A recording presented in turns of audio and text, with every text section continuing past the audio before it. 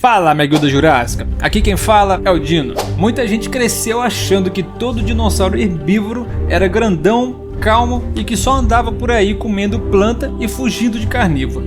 Só que esses animais viviam com um predador por perto o tempo todo, então eles precisavam se proteger. Por isso muitos deles tinham defesa embutida no corpo, tipo chifres na cabeça, placas e espinhos e uma cauda forte que dava um golpe poderoso. Em vários casos eles também se ajudavam em grupo, com os maiores ficando mais na frente e os menores ficando mais protegidos na parte de trás.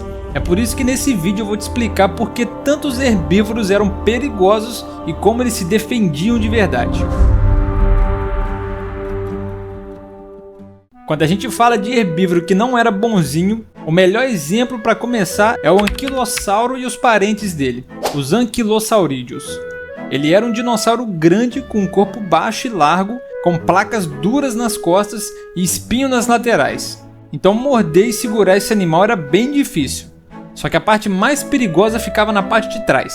A cauda dele tinha ossos bem travados um no outro e terminava numa clava pesada. E ele usava isso como uma verdadeira arma letal.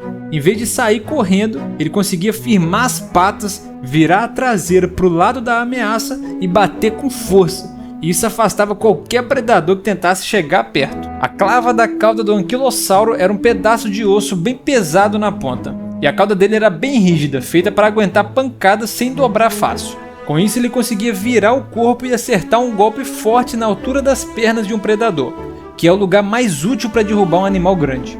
Nos fósseis já acharam ossos de alguns predadores com fraturas cicatrizadas que parecem uma pancada forte. E uma das hipóteses é que isso veio de um golpe de cauda de anquilossaurídeo. Ou seja, se essa clava consegue machucar um predador enorme, dá para imaginar o estrago que ela faria num ser humano. Agora indo para os ceratopsídeos, que são os parentes do triceratops, dá para ver outra linha de defesa bem agressiva. Nesse grupo tinha dinossauro com chifre longo, chifre curto, com um monte de espinho na gola e com a gola enorme, como o Styracosaurus, Chasmosaurus e o Torosaurus. Os chifres serviam para furar e empurrar no confronto real, tanto contra predador quanto entre eles mesmos. Tem fóssil com chifre quebrado e cicatrizado.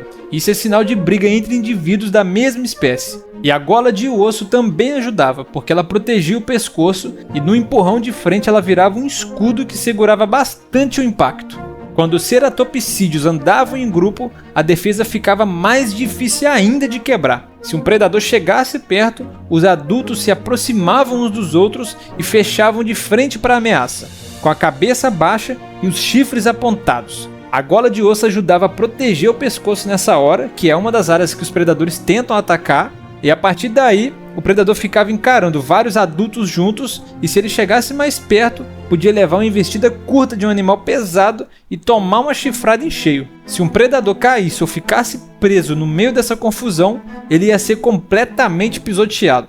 Agora indo para o estegossauro, a parte mais perigosa dele era a cauda, por causa do conjunto de 4 espinhos na ponta, o Tagomyzer. O animal conseguia virar a cauda para o lado e dar um golpe rápido, com força bem concentrada. Isso fazia muita diferença, porque ele não precisava correr para se defender. Tem um exemplo famoso que ajuda a gente a visualizar isso. Uma vértebra de Allosaurus, com um furo grande que bate com o formato e o tamanho desses espinhos. E em alguns fósseis dá para ver que o osso ao redor do furo cresceu e mudou de forma, que é sinal de que o animal sobreviveu por algum tempo depois de levar o golpe. Isso reforça que realmente teve golpe de cauda num confronto real e teve até predador que conseguiu sair vivo de um golpe desse. E até as placas nas costas, que muita gente lembra mais pela aparência, aumentavam o tamanho do animal e atrapalhavam o ataque por cima, dificultando o ataque do predador, que ficava com menos ângulos para conseguir morder. E a seguir um outro herbívoro que muita gente subestima é o Iguanodon. Ele era grande, forte e conseguia andar tanto em 4 patas quanto em 2. Então ele tinha uma boa mobilidade para um animal tão pesado. O detalhe mais perigoso dele era o esporão de osso no polegar, que funcionava como uma ponta dura para conseguir perfurar. Se um predador chegasse muito perto, ele podia levantar a parte de frente do corpo e usar os braços para empurrar e acertar. E ainda combinar isso com o chute das patas traseiras. Isso deixava ele com uma chance real de machucar um predador e ganhar espaço para conseguir escapar. E agora tem um caso que engana muita gente pelo visual, o Therizinosaurus. Ele é parente de terópodes, então ele vem da mesma linhagem de vários predadores. Só que ele resolveu seguir uma dieta herbívora. Mesmo assim, ele manteve aquelas garras enormes que podiam chegar perto de 1 metro. A conclusão é que essas garras ajudavam a puxar galhos e trazer vegetação para perto. Só que numa situação de defesa, elas viravam uma arma assustadora. Um predador que chegasse muito perto podia levar um corte sério. E se um ser humano fosse atingido por uma garra dessas, não ia sobrar nada.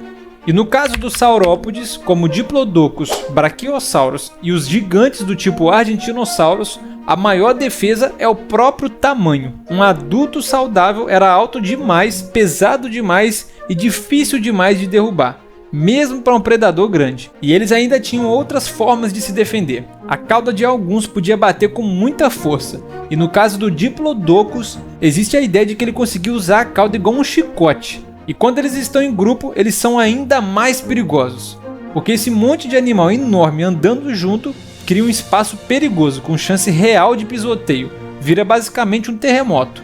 E também era muito comum os filhotes ficarem no meio e os adultos ficarem em volta, para reduzir a chance de um predador conseguir pegar o filhote com facilidade. E depois de ver esses exemplos, dá para entender por que um dinossauro herbívoro não tinha nada de amigável. Eles viviam com o predador por perto o tempo todo, então eles precisavam de uma defesa forte que funcionasse na prática.